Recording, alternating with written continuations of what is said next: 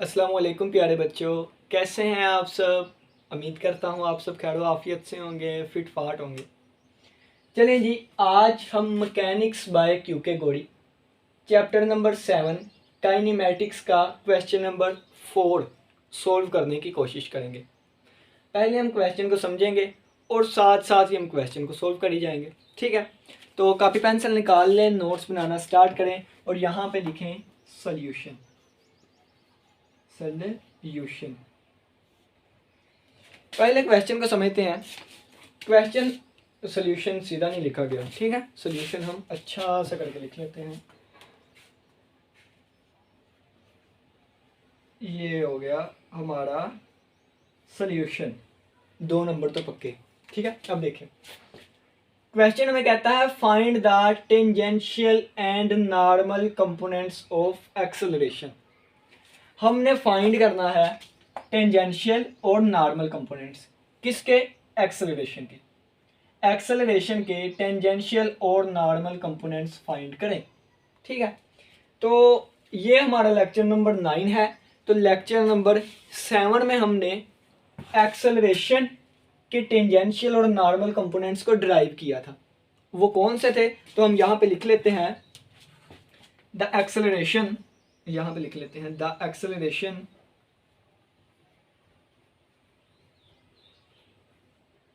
Of a particle. अगर एक particle है उसका एक्सेलरेशन हैज टेंजेंशियल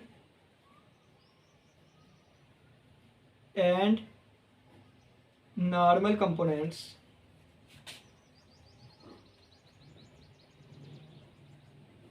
एज। ठीक है, हमने लेक्चर नंबर 7 में ड्राइव किया था कि अगर एक पार्टिकल का एक्सेलरेशन है वो टेंजेंशियल और नॉर्मल कंपोनेंट रखता है एज, और वो हमारे पास आया था acceleration is equal to D V over D T और साथ T unit vector plus V square over rho और साथ हमारे पास नॉर्मल यूनिट वेक्टर आ गया। ठीक है, वी यहाँ पे D V over D T क्या है, स्पीड है।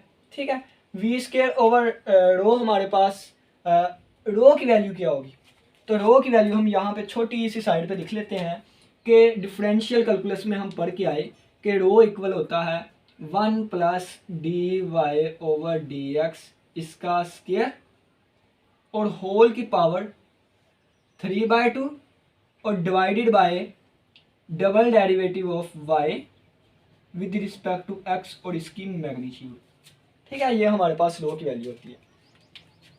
क्वेश्चन में कहा गया है find the tangential and normal component of acceleration. तो एक्सेलरेशन एक पार्टिकल का हो तो उसका जो टेंजेंट कंपोनेंट होता है वो ये वाला होता है और नॉर्मल कंपोनेंट जो होता है वो ये वाला होता है। ठीक हो गया, तो सबसे पहले हम यहाँ पे लिखते हैं a point describing the ellipse. Point का जो एलिप्स डिस्क्राइब यानी कि एलिप्स की ये हमें इक्वेशन दे दी गई है एक पॉइंट को जो डिस्क्राइब करती है विद यूनिफॉर्म स्पीड। स्पीड इसकी यूनिफॉर्म है पार्टिकल की। When the particle is at 0,b, जब पार्टिकल 0,b पे है।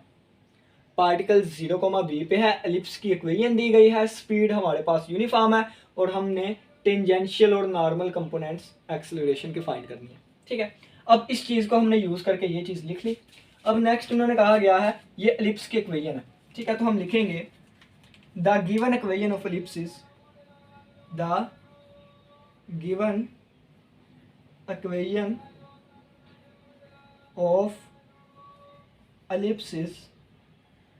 एलिप्स की जो हमें इक्वेशन दी गई है वो क्या है, वो ये वाली है X square over A square plus Y square over B square is equal to 1। ठीक है, तो इसको हम इक्वेशन नंबर 1 का नाम दे देते हैं। इक्वेशन नंबर 1 का नाम, ये चीज़ भी हो गई, ये चीज़ भी होगी। नेक्स्ट उन्होंने कहा है कि यूनिफॉर्म स्पीड वी, क्या दिया गया है, यूनिफॉर्म स्पीड वी। तो हम लिखेंगे एस या फिर हम लिखेंगे गिवन जो है वो हमें क्या है, गिवन हमें है स्पीड इज यूनिफॉर्म। ठीक है, यूनिफॉर्म स्पीड, यूनिफॉर्म स्पीड। अब यूनिफॉर्म स्पीड का मतलब क्या है कि स्पीड जो है हमारे पास कांस्टेंट होगी, तो स्पीड इज इक्वल टू आ गई कांस्टेंट। ठीक है, इट इम्प्लाइज दैट कि स्पीड हमारे पास कांस्टेंट होगी और स्पीड को हम v से ज़ाहिर करते हैं, तो v हमारे पास आ जाएगा v is equal to some constant. और अगर हम v का डेरिवेटिव लेंगे विद रिस्पेक्ट टू t के, तो कांस्टेंट का डेरिवेटिव 0 होता है। तो हम ये वाली चीज़ जगह बचाने के लिए यहाँ पे लिख लेते हैं कि v का derivative with respect to t आ जाएगा 0। ठीक हो गया।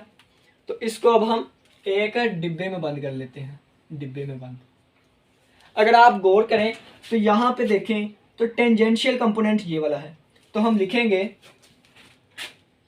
AT क्या है, एक्सेलरेशन का टेंजेंशियल कंपोनेंट है, यानी कि हम लिखेंगे tangential component of acceleration, tangential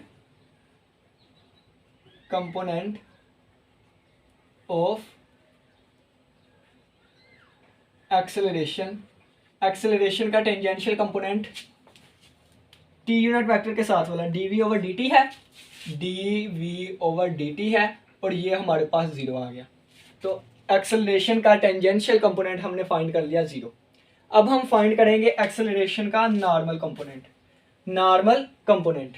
ठीक है, तो नॉर्मल कंपोनेंट फाइंड करने के लिए नॉर्मल कंपोनेंट हमारे पास v स्क्वायर ओवर रो है, v स्क्वायर ओवर रो है।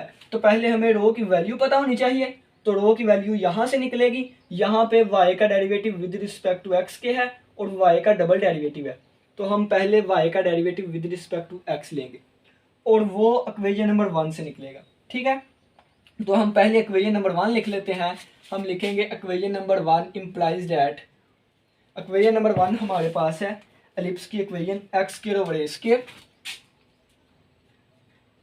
Plus Y square over B square is equal to 1।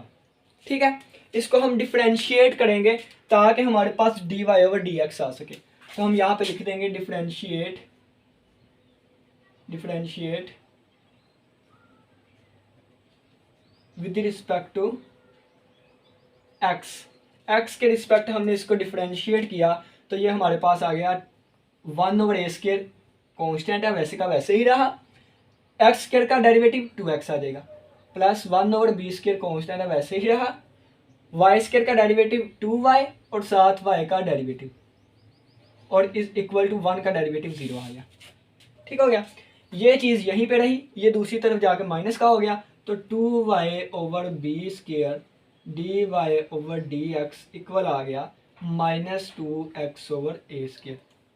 ठीक है, अब ये 2 इस 2 के साथ कैंसिल हो गया, स्क्वायर कट गया, तो ये इसके साथ कैंसिल आउट हो गया, बाकी बचा y ओवर, ये बच गया dy ओवर dx इक्वल आ गया -x ओवर a स्क्वायर। ठीक है, और साथ देखें ये y यहाँ पे मल्टीप्लाई हो रहा है, क्या हो रहा है, मल्टीप्लाई, उधर जाके डिवाइड हो जाएगा, चले इधर ही जाने दे, ये बी स्क्वायर उधर जाके मल्टीप्लाई हो गया, तो ये आ गया बी स्क्वायर। ठीक है, और साथ आ गया y यहाँ पे।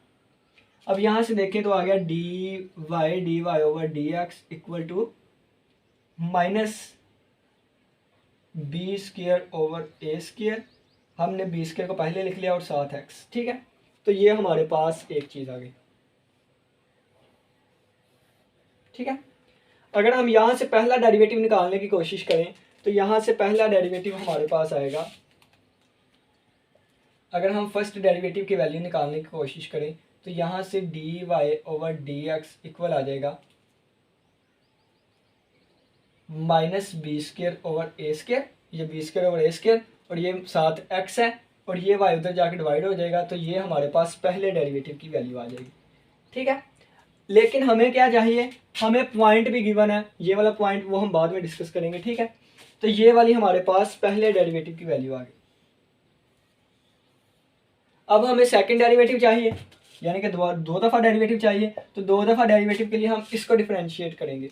तो जब हम इसको डिफरेंशिएट करेंगे तो हम यहाँ पे लिखेंगे differentiate with respect to x के रिस्पेक्ट हमने दोबारा डिफरेंशिएट किया, तो हमारे पास आएगा 2 फंक्शंस आपस में मल्टीप्लाई हो रहे हैं, तो पहले का डेरिवेटिव dy ओवर dx, दूसरा एज इट इज़ आ जाएगा, और प्लस पहला वैसे ही, दूसरे का डेरिवेटिव, तो ये डबल डेरिवेटिव आ जाएगा, और इक्वल टू ये minus B square over A square constant है बाहर आ गया, और x का डेरिवेटिव 1 हो गया। ठीक है, तो बाकी हमारे पास जगह कम है, तो बाकी हम नेक्स्ट यहाँ पे डिस्कस करने की कोशिश करते हैं।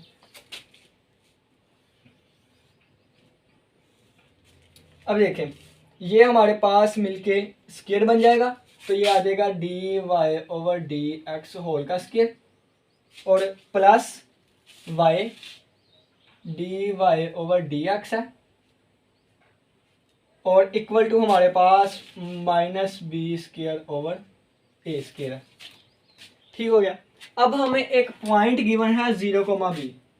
ठीक है, हमें 0,b पॉइंट गिवन है, तो यहाँ पे अगर हम देखें तो 0,b का मतलब है 0,b का मतलब है कि x की वैल्यू 0 है और y की वैल्यू b है। तो ये वैल्यू हम यहाँ भी सब्सटीट्यूट करेंगे, ये वैल्यू हम यहाँ भी सब्सटीट्यूट करेंगे। तो ये dy ओवर dx हमारे पास आएगा dy over dx eight 0,b, तो ये minus B square over A square, x की जगह हम 0 पुट करेंगे और y की जगह b। ठीक है, तो ये 0 है, इस वजह से ये सारा हमारे पास 0 हो जाएगा, तो dy ओवर dx की वैल्यू आ जाएगी 0।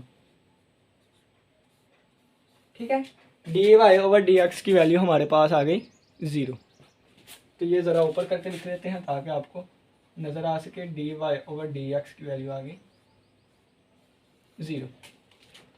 अब यहाँ पे अगर हम डिस्कस करें तो यहाँ पे भी हम x की जगह 0 और y की जगह b पुट करेंगे, तो x की जगह 0 और y की जगह b, तो ये dy ओवर dx होल का स्क्वायर, तो dy ओवर dx की वैल्यू हमारे पास 0 आई है, तो ये आ जाएगा 0 का स्क्वायर प्लस y की जगह b और dy ओवर dx, ये डबल डेरिवेटिव है।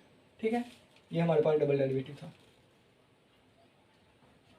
और equal to minus B square over A square, तो ये चीज़ तो 0 हो गई, तो बाकी बचा b multiply by double derivative y का विद रिस्पेक्ट टू x के, और ये आ गया minus B square over A square, एक b से कटा गया, तो डबल डेरिवेटिव हमारे पास आ गया minus B over A square.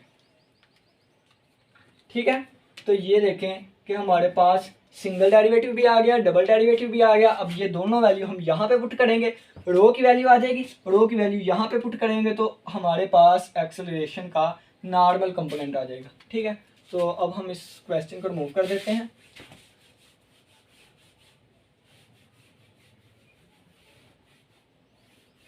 अब देखें, रो की वैल्यू हम पुट करेंगे तो ये आ जाएगा rho is equal to 1 plus D Y over D X, तो D Y over D X 0 है, तो 0 का स्क्वायर और होल की पावर 3/2 और डिवाइडेड बाय डबल डेरिवेटिव और इसकी magnitude, double derivative minus B over A square आया, तो minus B over A square इसकी मैग्नीट्यूड।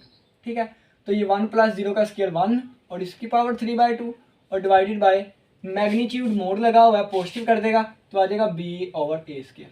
ठीक है, तो 1 की पावर 3/2 1 ही होता है, divided by B over A square, तो ये हमारे पास ए स्क्वायर ओवर बी आ जाएगा, ए स्क्वायर ओवर बी। तो रो की वैल्यू हमारे पास आ गई ए स्क्वायर ओवर बी। ठीक है, अब हम लिखेंगे ए एन क्या है, ए एन हमारे पास नॉर्मल कंपोनेंट ऑफ एक्सेलरेशन है, नॉर्मल कंपोनेंट ऑफ एक्सेलरेशन होगा, और एक्सेलरेशन का normal component v square over rho है, ये लिखा वी स्क्वायर ओवर रो, तो वी स्क्वायर वैसे का वैसे ही, रो की जगह हम सब्सटीट्यूट करेंगे ए स्क्वायर ओवर बी, तो ये वैल्यू पर जाकर मल्टीप्लाई होगी, तो आ जाएगा V square B divided by A square. तो ये हमारे पास नॉर्मल कंपोनेंट आ गया एक्सेलरेशन का। ठीक है, एक्सेलरेशन का टेंजेंशियल कंपोनेंट 0 आया था, नॉर्मल कंपोनेंट ये आ गया। उम्मीद करता हूँ क्वेश्चन की समझ आई होगी। किसी का कोई भी क्वेश्चन हो या किसी कैलकुलेशन की समझ ना आई तो लाजमी पूछिएगा। नेक्स्ट हम एक एग्जांपल करते हैं जो कि पेज नंबर 148 के ऊपर है। नेक्स्ट ये हमारे पास एग्जांपल आ गई है, जल्दी से जल्दी इसको सोल्व करने की कोशिश करेंगे। कंसेप्ट सभी आपके पास हैं, क्वेश्चन खुद भी कर सकते हैं इसको, तो मैं कहता हूँ कि ना ही वीडियो देखें, पहले इसको खुद करने की कोशिश करें। बिल्कुल ईजी, सिंपल, सादा, आसान है। ठीक है, a particle is moving along the parabola, एक पार्टिकल जो है वो एक पैराबोला के अलोंग मूव करता है और उस पैराबोला की इक्वेशन हमें ये दी गई है।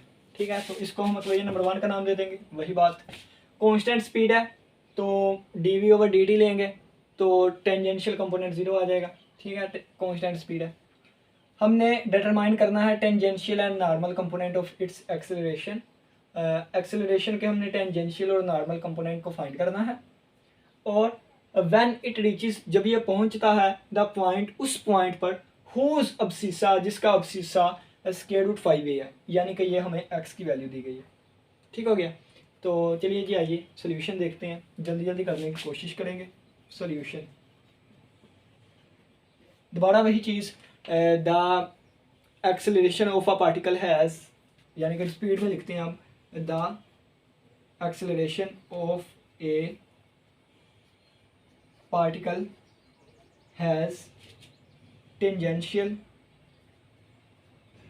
and normal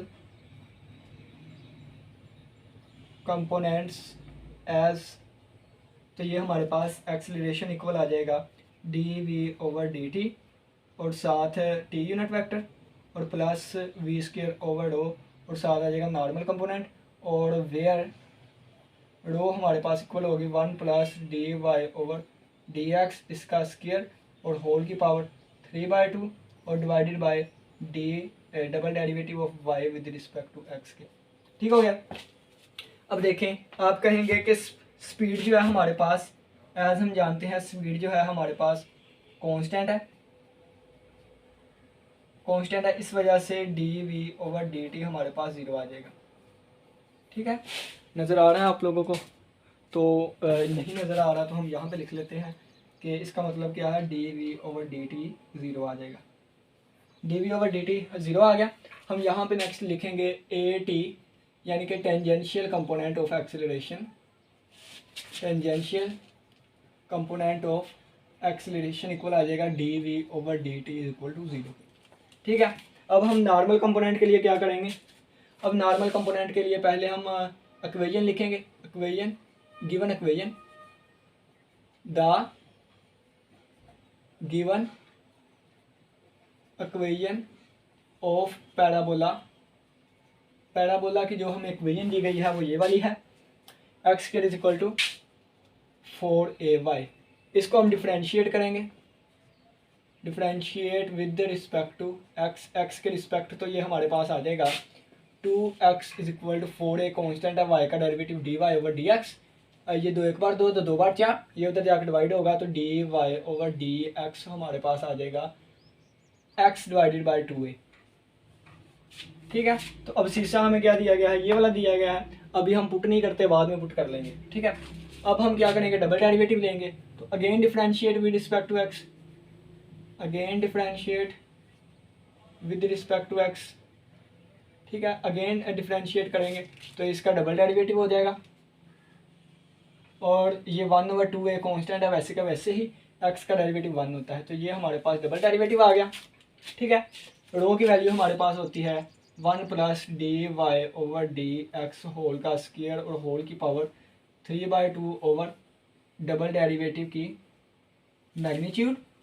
तो 1 + dy/dx किसके इक्वल है, x/2a इसका स्क्वायर है और होल की पावर 3/2 है, और डिवाइडेड बाय इसकी वैल्यू ये है 1/2a।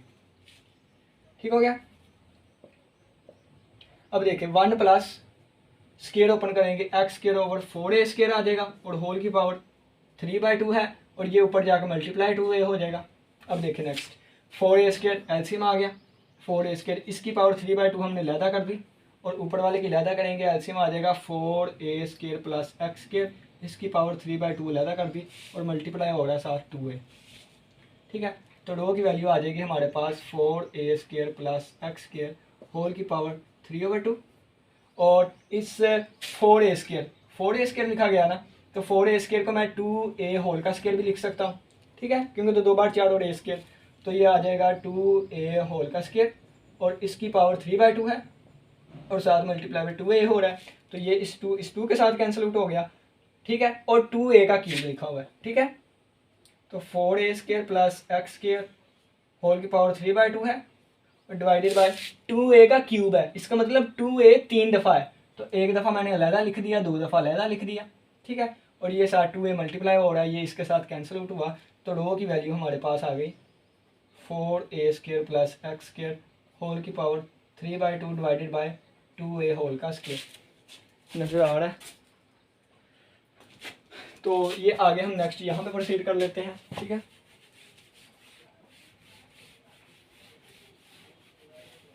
तो ये देखें रो की वैल्यू हमारे पास क्या आ गई 4a² प्लस x² होल की पावर 3/2 और डिवाइडेड बाय 2a की पावर 2। अब सीसा हमें क्या दिया था, अब सीसा हमें 5 का स्क्वायर रूट a दिया गया था, यानी कि ये हमारे पास x की वैल्यू होगी। ठीक है, तो रो की वैल्यू एट अब सीसा यानी कि स्क्वायर रूट 5a पे क्या होगी, तो जहाँ जहाँ हमारे पास x है वहाँ a पुट करेंगे तो ये रो आ जाएगा। स्क्वायर रूट 5a पुट करेंगे तो आ जाएगा 4a² प्लस x² की जगह इस चीज़ का स्क्वायर आ जाएगा होल की पावर 3/2 और डिवाइड में हमारे पास 2a होल स्क्वायर है। ठीक है, तो नेक्स्ट यहाँ से देखें तो 4a², तो 5 का स्क्वायर रूट का स्क्वायर 5 आ जाएगा और साथ a² आ जाएगा होल की पावर 3/2 और डिवाइडेड बाय हमारे पास 2a होल का स्क्वायर है। अब देखिएगा तो 5 4 9 9a की पावर 2 आ जाएगी, तो 9a² को हम 3a होल का स्क्वायर भी लिख सकते हैं। ठीक है, और इसकी पावर 3/2 है और डिवाइड में हमारे पास 2a होल स्क्वायर है, ये इसके साथ कैंसिल आउट हुआ, तो 3a की पावर 3, 3 का क्यूब 27 और a क्यूब है तो a³ डिवाइडेड बाय ये 2 का स्क्वायर 4 और साथ a² है, तो ये a² दो काटेंगे, बाकी हमारे पास 27/4a आ गया। ठीक है, ये हमारे पास रो की वैल्यू आई, किसकी वैल्यू आई, रो की, तो रो की वैल्यू हमारे पास आ गई 27/4a। ठीक है, ये हमारे पास रो की वैल्यू आ गई। अब हमें पता है कि an क्या होता है, normal component of acceleration, normal component of acceleration, तो एक्सेलरेशन का नॉर्मल कंपोनेंट v² और रो होता है, तो v² ओवर रो की वैल्यू क्या आई है 27/4a। ठीक है, तो ये 4 ऊपर जाकर मल्टीप्लाई होगा तो 4v² ओवर 27a, तो ये हमारे पास एक्सेलरेशन का नॉर्मल कंपोनेंट आ गया और ये हमारे पास टेंजेंशियल कंपोनेंट था। ठीक है, उम्मीद करता हूँ क्वेश्चन की समझ आई होगी। बाकी ये सिंपल कैलकुलेशन ही है जो कि मैंने की, कंसेप्ट वही था जो कि हमने क्वेश्चन नंबर 4 में देखा। किसी का कोई भी क्वेश्चन हो या कैलकुलेशन में समझ ना आई हो तो कमेंट सेक्शन में लाजमी पूछिएगा। इसी के साथ इजाज़त दीजिए, अल्लाह हाफिज़, अल्लाह निगहबान।